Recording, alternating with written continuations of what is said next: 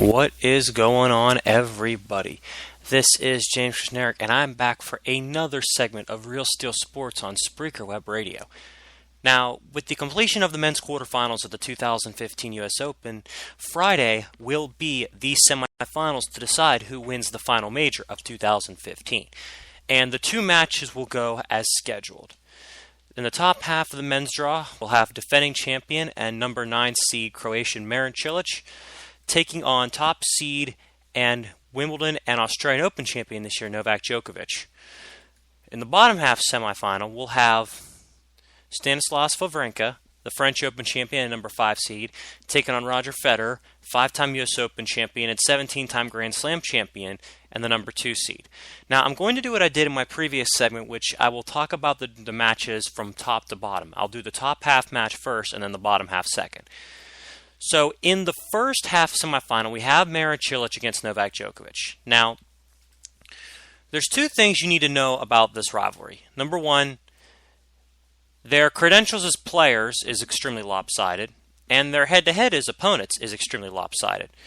In fact, 13 times they played, 13 times Djokovic has won. In fact, in the 13 matches, Cilic has only been able to take 5 sets off of Djokovic.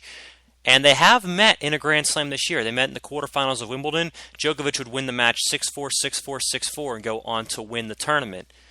And honestly, the way that it's structured, Djokovic and Cilic are due to have another battle here. The last time they met, and it was a really epic match, would be the 2014 Wimbledon quarterfinal, which Djokovic prevailed in 5 sets. Now, I'm looking at it kind of like this. Djokovic is the player to beat in this tournament. He's clearly the best player in the world right now, even though Federer is playing some incredible tennis. But Marin Cilic, this is his tournament. He won this last year. He has had a very good run this year. And he proved his mettle by defeating Jo-Wilfried Tsonga in 5 sets. Now, if we're going to talk about how their head-to-head goes, we could easily just say Djokovic could walk away with the victory. But let's actually talk about why Djokovic has had so much success against Cilic.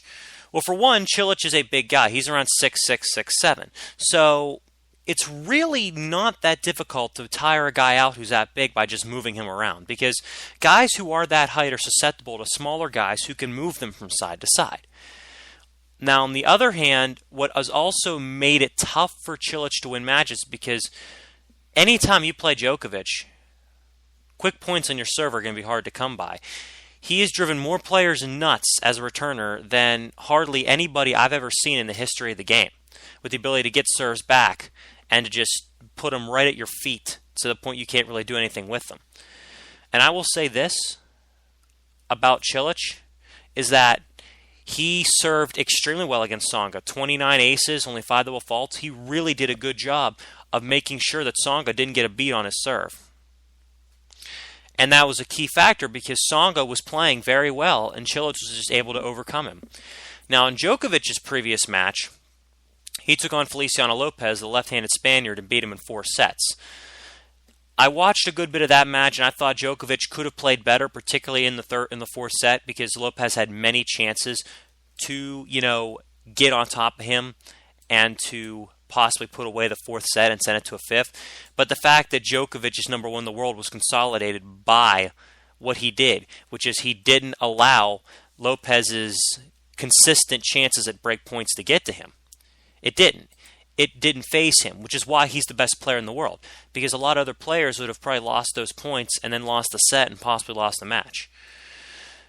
Now, the way these two match up with each other is a huge advantage to Djokovic because Djokovic moves so well, and Cilic is, although he's a big hitter off the baseline, he's not a consistent big hitter. He's more of a rally ball hitter than you would think from somebody who hits the ball as hard as he does. You wouldn't really think it, but I will say that Cilic has been hitting the ball a lot harder over the past year. The U.S. Open win last year really gave him a lot of confidence in himself as a player. I mean, he blew Nishikori, blew Federer, blew Berdych off the court in order to claim his maiden Grand Slam title. So I definitely think that he's going to be able to push Djokovic around from the baseline at least better than Lopez could. So I think Cilic definitely has potential to hang in this match and give Djokovic some problems.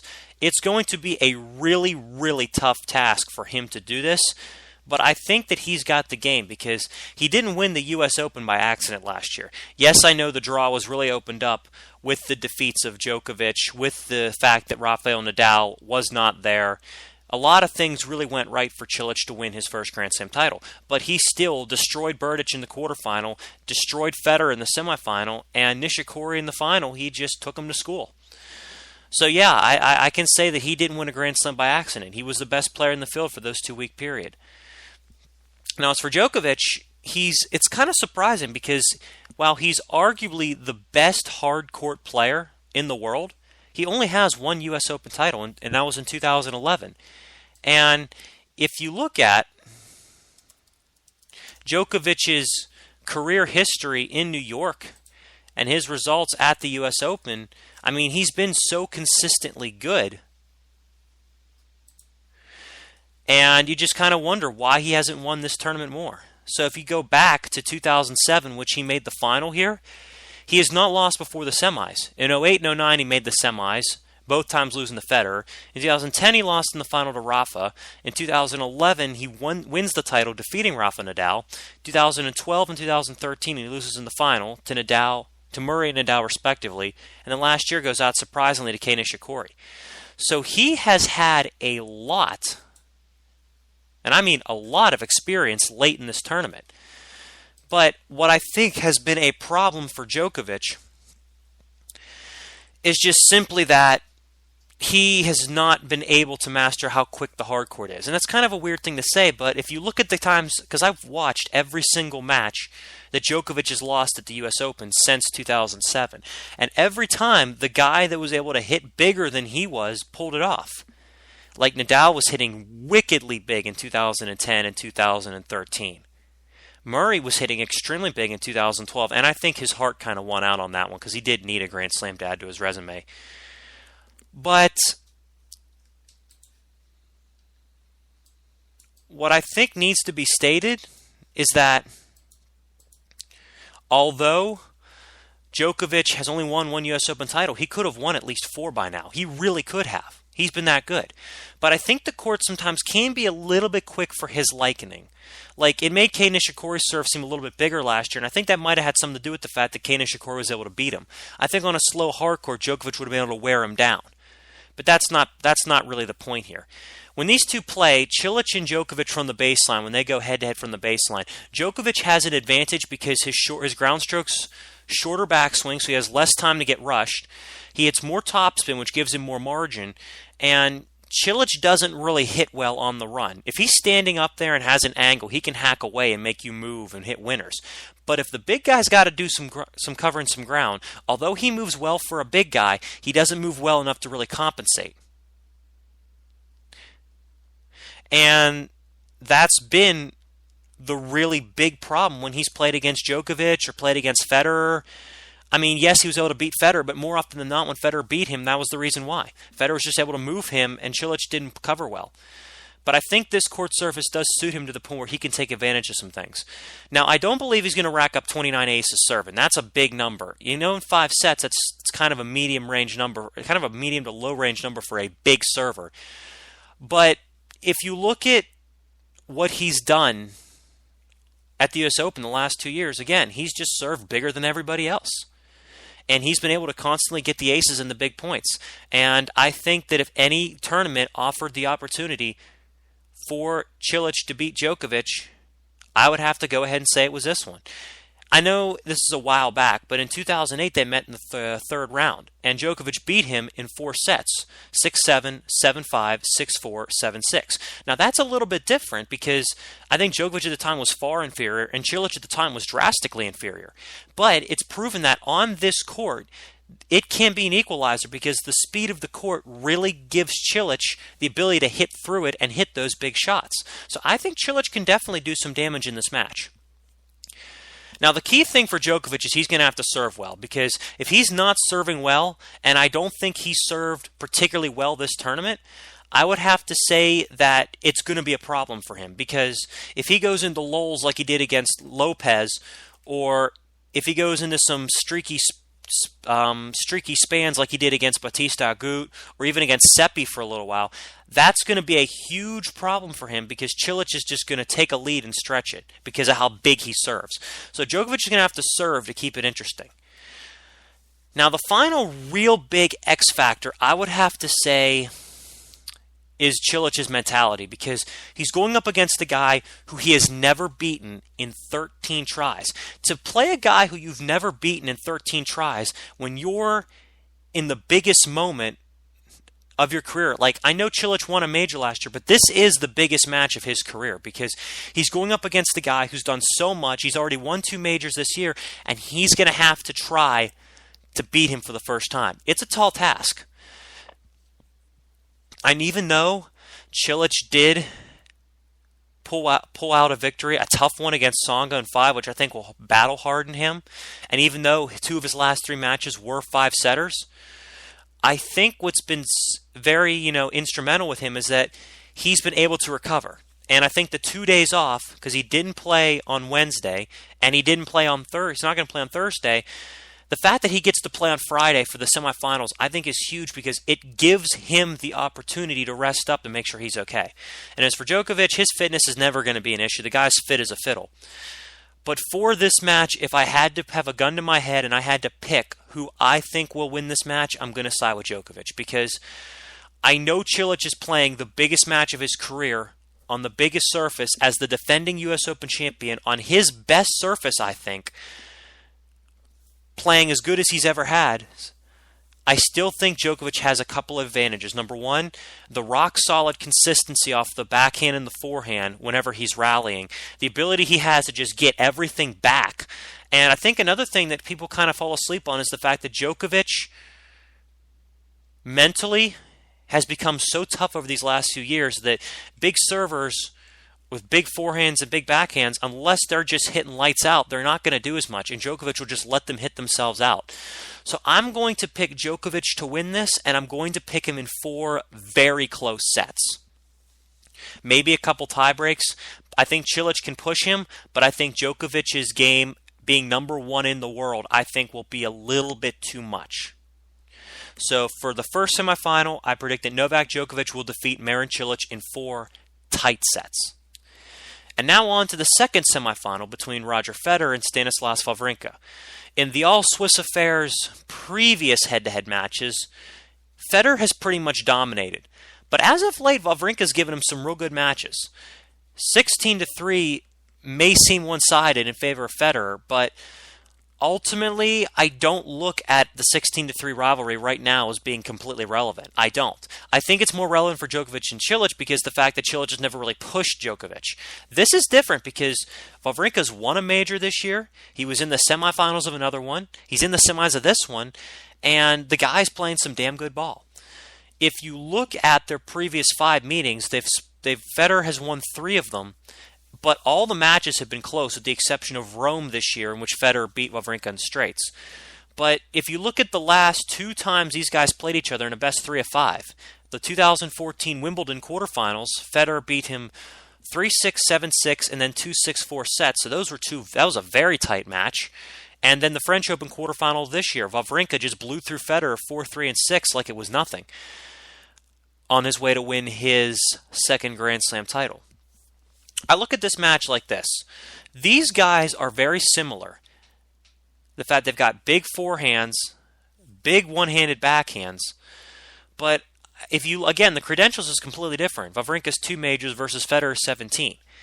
Now, ultimately, if we're going to look at the conditions of the court, I actually think that Federer has a better chance here than he did at the French, because I think the French Open's clay really nullifies his power on more than the other surfaces. Whereas Wawrinka, who hits with a lot more topspin, I think benefited from the clay, and I think that bothered Roger a little bit.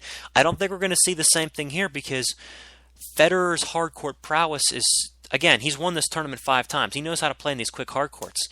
And as great as Stan Wawrinka has been playing this year and in general, his career results at the U.S. Open have not been extremely impressive.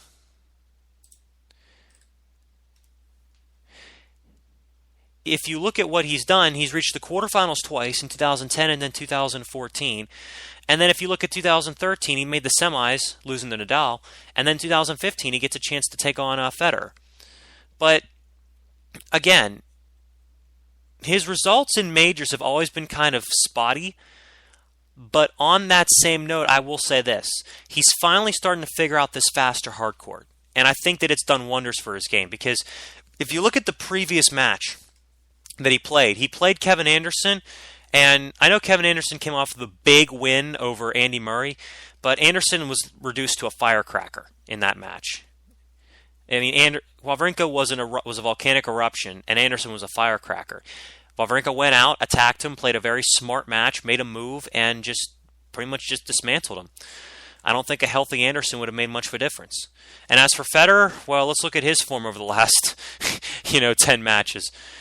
I mean, the guy has not lost a set since he lost the Wimbledon final to Djokovic, winning in Cincinnati, straight setting Murray and Djokovic, and also straight setting Feliciano Lopez, beating Kevin Anderson 1-1. Some very impressive victories. And if you look at his U.S. Open results, I mean, the Isner match, I thought he played extremely well, and I thought that was as good as he could have played. And the way he just dismantled Richard Gasquet was something I haven't seen him strike the ball that cleanly in years. So Federer is really starting to figure his game out. Now, yes, Wawrinka's had a couple hiccups this tournament, but if the Anderson match is any indication, he's going to be ready to fire his guns on Friday whenever he takes on Federer. Now, when these two play each other, it's kind of similar in the fact they both hit big from the baseline, but there are some subtle differences. Federer likes to use more touch and more finesse in his game and try to make you move. He tries to get you in uncomfortable positions, and he's not really that upset if he has to do a little bit of running himself. He can hit the drop shot, he's going for the trick shots, he's going to use the saber, sneak attack by Roger, come in on your second serve and come to net. That's the big difference in fundamentals between Wawrinka and Federer, and that's why Federer is still number 2 in the world. Hiring Stefan Edberg, I think, has extended his career an extra 5 years, because Stefan Edberg has instilled a more of an attacking mentality where if Federer gets on top of you with his ability to volley, you're going to have to produce one hell of a passing shot to get by him.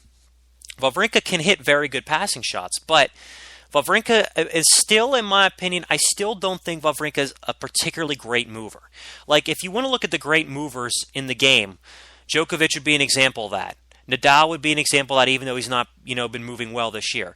Murray would be a great example of that. Ferrer. I don't put Wawrinka on par with those guys, which is kind of why he is so hit or miss. He knows for a fact he can't go these long rallies behind the baseline, 2, 3, like maybe not 2, 3, more like 6, 7, 8 shots of defense or neutral to defense and expect to win a point. He's got to be kind of gung-ho balls out and expect to hit some winners or make some errors. He's either going to hit a winner or hit an error. That's pretty much how he's been playing. And when those kind of streaky players get hot, there's really not much you can do. I would have to say that Federer is the kind of guy who can both get beaten by Wawrinka because Wawrinka could overwhelm him with his power, or he's the kind of guy that can use his finesse to make Wawrinka uncomfortable. Now, the way Federer has handled John Isner, I thought was extremely impressive. He made Isner's look like he was nothing. And Isner hits, in my opinion, probably bigger from the baseline than Wawrinka does, but not as consistent. So that's going to be a little bit of a difference dealing with one guy versus the other. Now, when Federer serves, he's going to have a chance because Wawrinka's not extremely tall, and he's going to have a chance to hit that kicker and make Wawrinka have to reach up on the backhand. And he could also probably drag Wawrinka out wide a little bit in the deuce court to try to open up the court a little bit. But he's going to have to serve well. He's going to have to put another impressive serving night like he did against Richard Gasquet. Now, as for Wawrinka, when he's serving, he's basically just going to have to go for it. He is going to have to hit his spots because Federer is attacking second serves in this tournament better than I've seen him attack his second serves since he was number 1 in the world.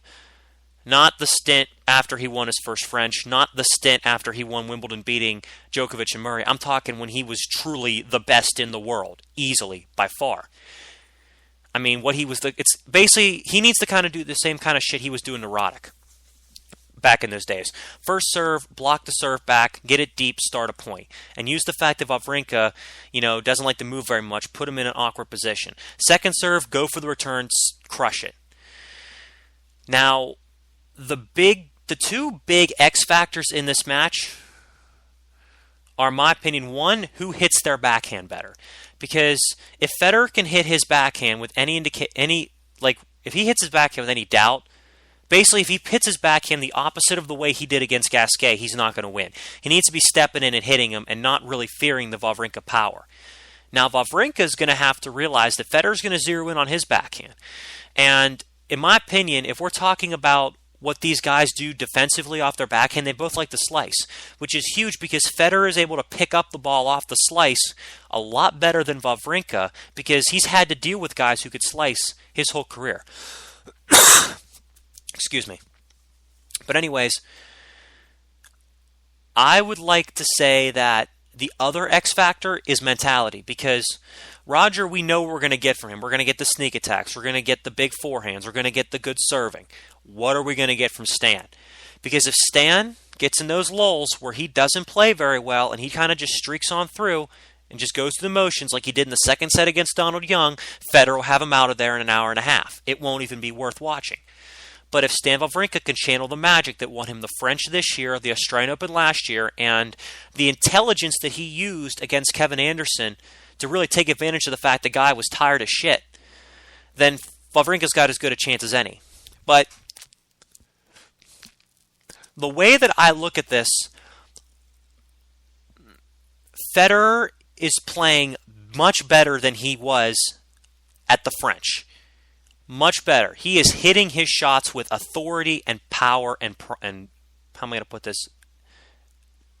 Vicious intent. Wawrinka is too, but Wawrinka got a huge benefit from the topspin on the clay at Roland Garros. Federer doesn't have to worry about the balls kicking up on his backhand side like he did.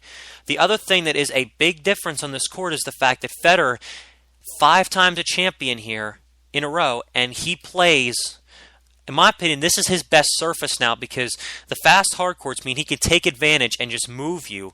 And the fact that the conditions are just so quick gives him that extra little bit of burst. For my money, when I look at this match, as much as I respect the Wawrinka power game, I'm going with Roger Federer to win this. Because I think Roger Federer right now is serving as good as he's ever served. His forehand looks like it did 10 years ago.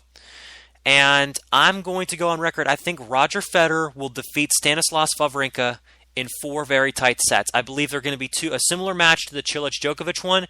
But if I have to say, this match has the potential to be a lot closer than that one. Because there's a better chance of Wawrinka pushing Federer than there is Cilic pushing Djokovic because of the head-to-head recently. Because of the fact that if you look at the last 5 matches that Wawrinka and Federer played against each other, Wawrinka beat him in the final of Monte Carlo last year.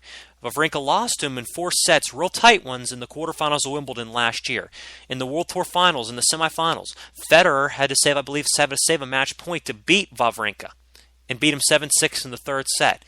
In Rome, I kind of really don't count that one because Federer was almost like it was too easy and Wawrinka really didn't play very well. Federer beating him 4-2. But when they got to the French Open, Wawrinka just clicked it on and beat him 4-3 and 6, and it really wasn't even that close. So if you look at the previous 5 matches, Wawrinka's pushed him. But if you pretty much look at everything before that, Federer kind of had him figured out. But the head-to-head record has been a lot closer ever since Wawrinka won his first Grand Slam title. But for my money, I'm going to take Federer to take out Wawrinka. I just think that he is playing too well. I think that he is serving a little bit too good. And I still believe that Federer is the better player, and I think he will prove it in 4 tight sets. Anyways, guys, that is all I have to say about this.